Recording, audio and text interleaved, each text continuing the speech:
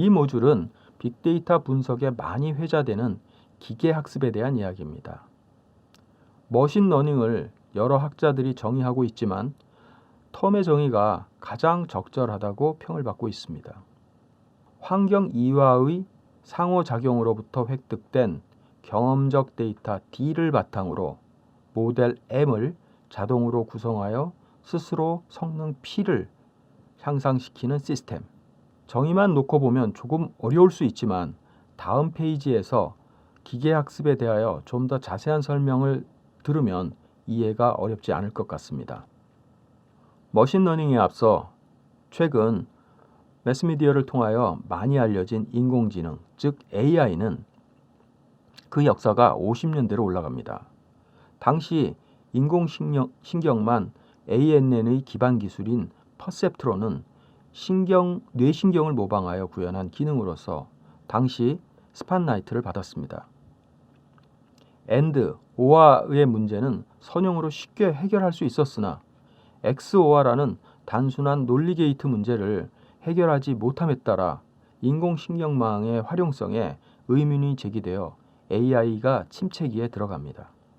이때 8, 90년대를 넘어 2000년대 초까지 통계학습으로 연구되던 알고리즘들이 엔지니어링과 결합되면서 디시전 트리, 앙상블, 부스팅, 서포트 벡터 머신 등의 기계학습 알고리즘을 구현하게 되고 많은 응용 사례들을 만들어냄으로써 머신러닝의 가치를 높이 평가받게 됩니다.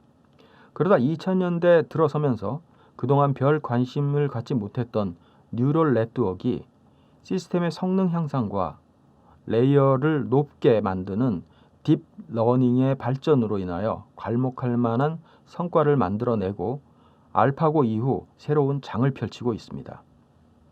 지금까지는 문제 영역을 프로그래밍하여 필요한 데이터를 넣고 실행시킴으로써 결과값을 만들어냈다면 이제는 많은 양의 데이터와 레이블된 결과물을 합성시킴으로써 프로그램이 만들어지는 새로운 패러다임인 머신러닝, 딥러닝을 접하게 됩니다. 이러한 데이터 기반의 합성이 필요한 이유는 에이전트의 모든 상황을 예측하여 명시적으로 프로그래밍하는 것이 불가능하고 시간의 변화에 따른 변화를 모두 예측하는 것 또한 불가능하기에 이러한 방법이 의미 있는 접근이라고 말씀드릴 수가 있습니다. 머신러닝에서 학습시키는 방법은 4가지가 있습니다. 첫 번째는 슈퍼바이즈 러닝입니다.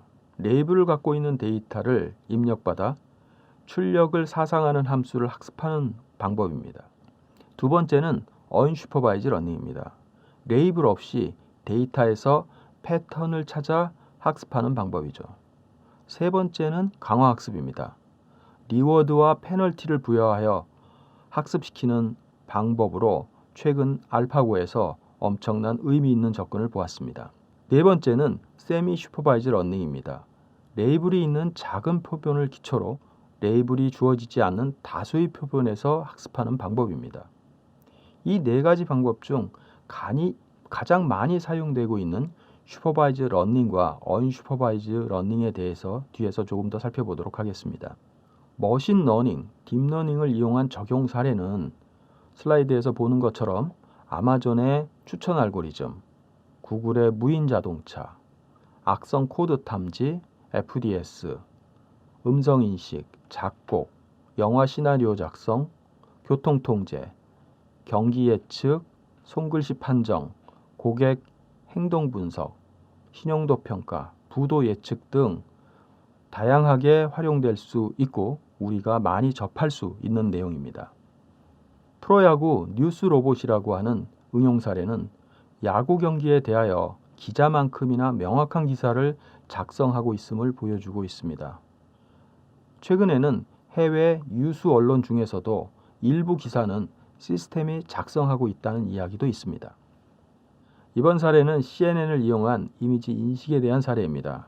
사람은 쉽게 구분하는 이미지를 인공지능에서는 그동안 어렵게 구분했고 그 분류에 오류가 많았습니다. 그러나 최근에는 사람의 능력을 초과하는 결과를 내놓고 많은 사례를 만들고 있어 귀추가 주목되고 있는 분야입니다. 이번 사례는 이미지 생성에 대한 것인데 유명 화가의 그림으로 학습시킨 후 임의의 사진을 입력시키면 학습된 화풍으로 사진을 변경시키는 딥러닝의 한 사례입니다. 이 경우 이미지의 카피라이트 문제 등이 앞으로 연구해야 할 분야이기도 하죠. 이 사례는 이미지를 이용한 문장 생성 사례입니다. 아직은 초보적인 단계이지만 딥러닝 기술과 기계학습이 발전하게 되면 우리의 삶에 새로운 변화를 가져올 기술이라고 생각됩니다. 로봇 어드바이저도 충분히 주목받을 만한 사례라고 생각됩니다.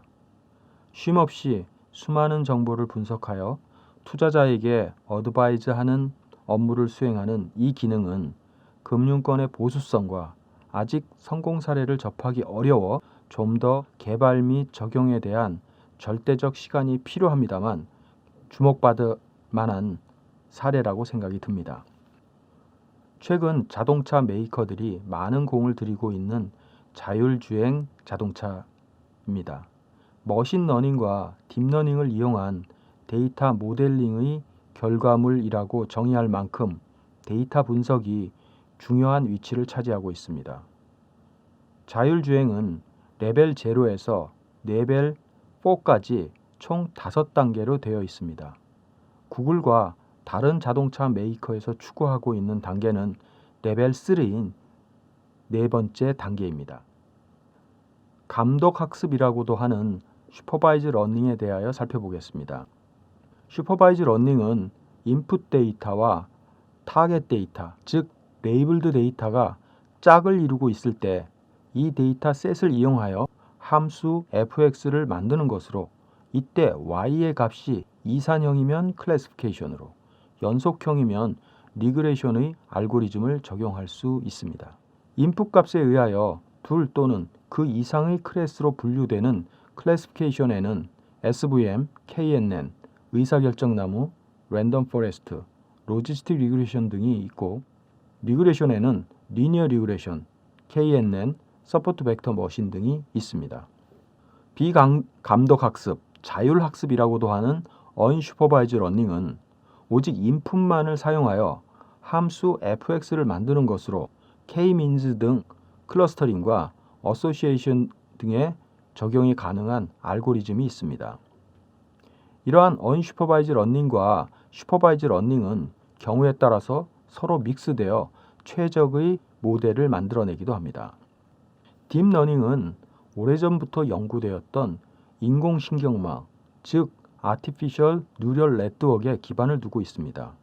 이러한 인공신경망은 뇌세포 기능을 프로그램으로 구현한 것으로서 보다 구체적으로 이야기하면 선형 모델과 액티베이션 과정인 비선형 모델을 반복하여 구현한 모델이라고 할 수 있습니다. 예를 들어서 사진 속 그림은 선, 면, 색, 크기 등의 조합일 것인데 이를 단순한 선형 함수로 구분하기는 어렵기 때문에 이를 변형하고 합하는 과정을 반복함으로써 최적의 함수를 만들어낼 수 있다는 이야기입니다. 이러한 선형 모델의 구현 원리에 대하여 말씀드리면 주어진 데이터에 기반하여 처음 임의의 파라메타 값으로 시작하여 조금씩 변형시켜 최적의 값을 찾아내는데 이를 우리는 옵티마이제이션이라고 하고 대표적으로 사용되는 방법이 바로 백프로파게이션입니다. 그러나 이러한 최적화 방법만으로는 로컬 미니마의 문제에 부딪히게 됩니다.